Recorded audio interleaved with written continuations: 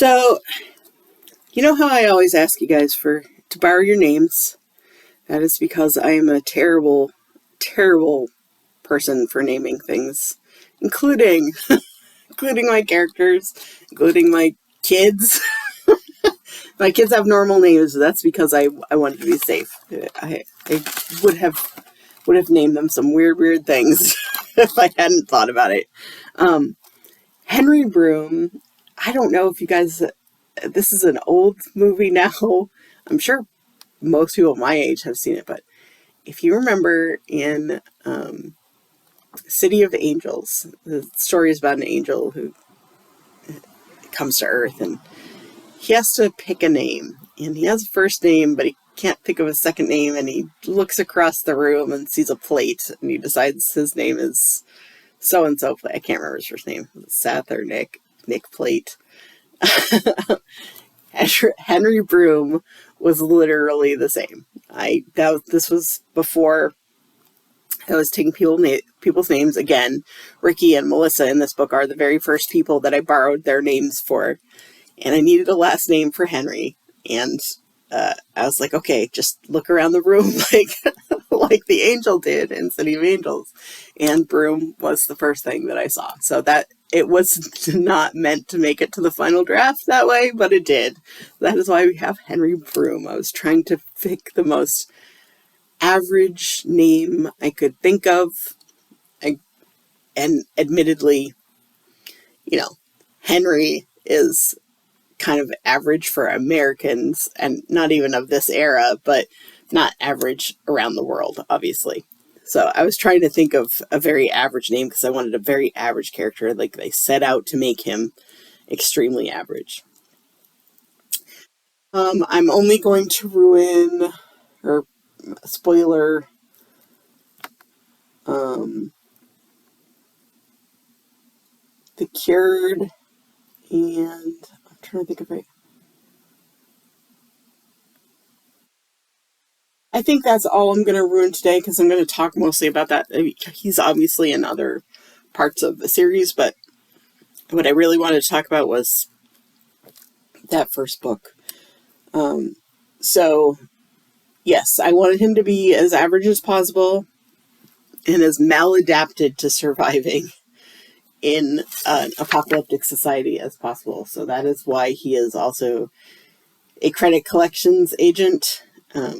So I knew I wanted to make him an office worker, and my husband actually, he was not a collections agent, but he worked for a collections company way back before I met him as like an IT person, not on collections, but that was something I could like access because the only office job I've had is actually as an intern at a lawyer's office, and I didn't think that was typical enough.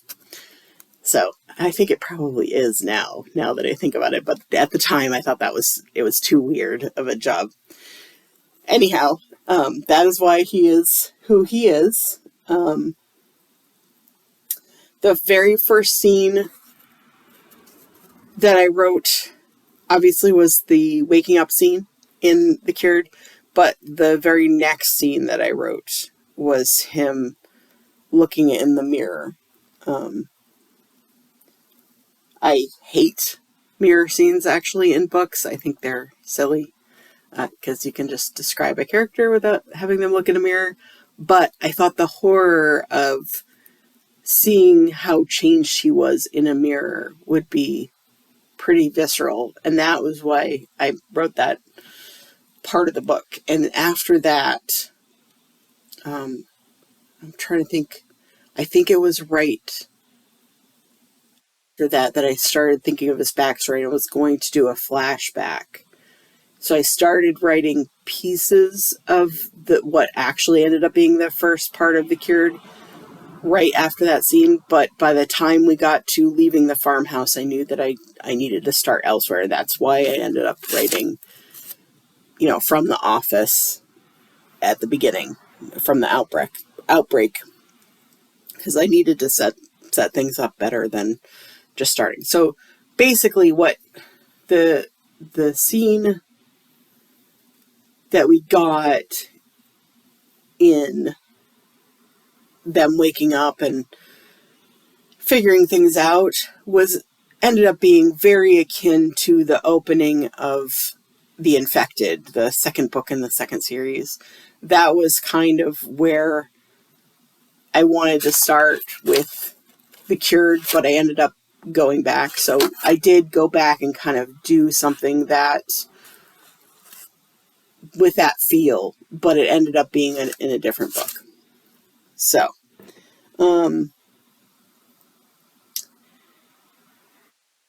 so his shed, if you live somewhere cold like I do, and somewhere rural, chances are you still have or had when you were growing up a wood stove, and have probably had the experience of having to cut and split wood, and probably have a woodshed somewhere on your property to store that wood, unless you're lucky enough to have a wraparound porch. So we had a woodshed, and my dad would, I love my dad. Don't let me, don't think that this is, anything criticizing him. It was bad luck.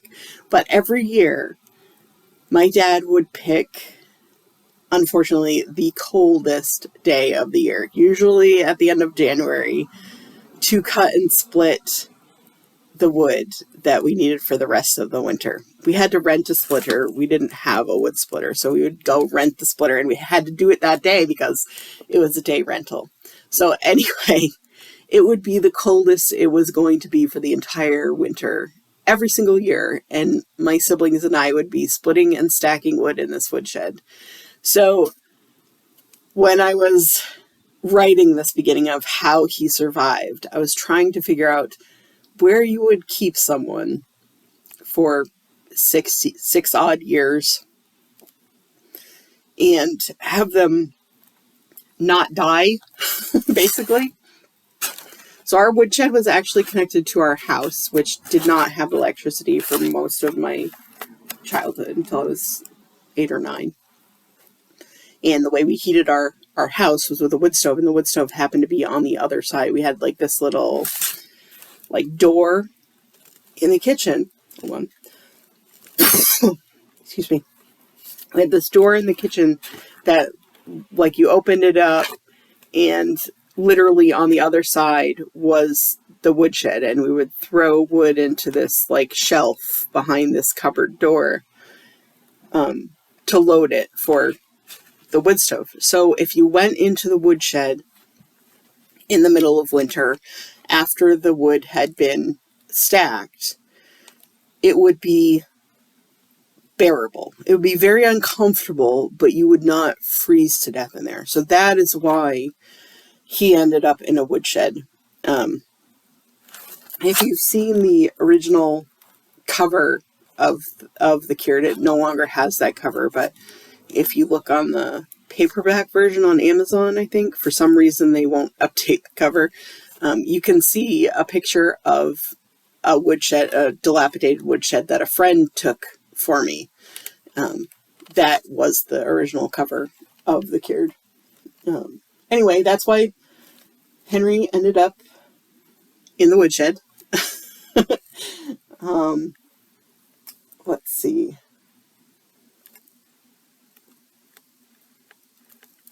I think that's all I want to talk about Henry right now. We've talked a lot about him before, so yeah, I think that's probably all I want to say about him. I really like him. He's probably the closest to what I would actually be in the apocalypse, stupidly reckless, but trying to do his best. The scene where he's in the beginning, where he's walking through his neighbor's apartment, he thinks to himself, this is so stupid, but does it anyway.